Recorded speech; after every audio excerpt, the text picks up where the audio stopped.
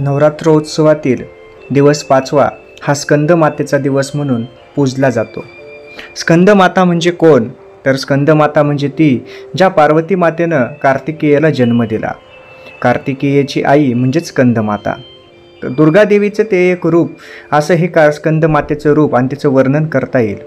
दुर्गादेवीच्या या रूपाला स्कंदमाता म्हणतात आणि हे उदाहरण म्हणजे मूर्तिमंत उदाहरण असं प्रेम, ममता, मातृत्व याचं आहे. एखादी आई जशी शिकवण आपल्या बाळाला देत असते, त्याचप्रमाणे आपल्या लेकराला शिकवून सक्षम करणारी माता म्हणजे स्कंदमाता.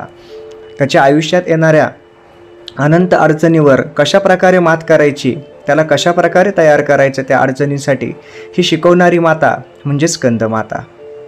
ज्ञान, कर्म, इच्छाशक्ती या सर्वांचं जे मिश्रण तयार होतं, या मिश्रण म्हणजेच हे स्कंदमातेचं स्वरूप मानलं जातं.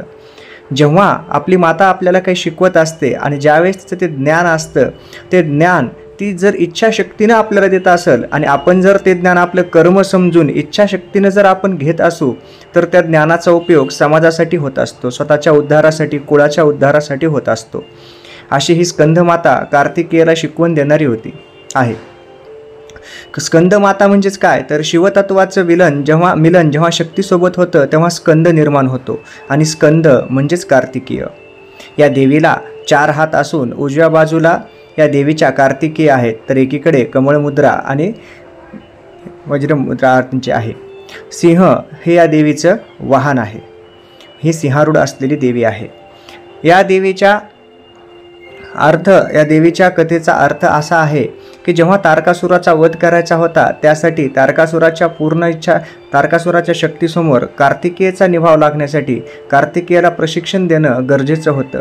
त्याला युद्धनीती शिकवणं आवश्यक होतं. म्हणून स्कंदमाता हे रूप घेऊन पार्वती मातेनंच कार्तिकेयाला युद्धाचं प्रशिक्षण दिलं.